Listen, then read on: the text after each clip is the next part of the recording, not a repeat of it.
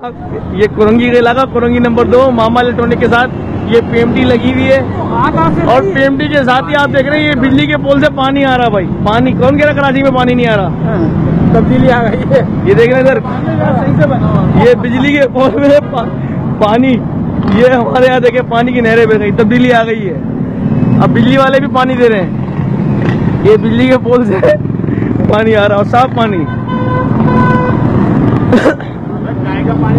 Sir ये बिजली का तब्दीली आ गई है।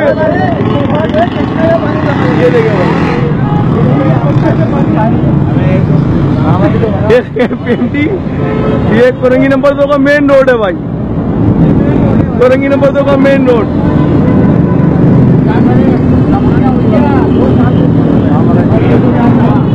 ये देख रहे हैं आप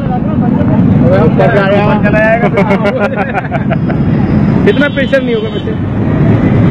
सर आप लोग क्या कहेंगे सर, इमरान खान की हुकूमत आने के बाद तब्दीली आ गई है? नया नारा, लोगों के नलों में पानी नहीं आ रहा, ये तो केसरी के पोलों में पानी आ रहा है।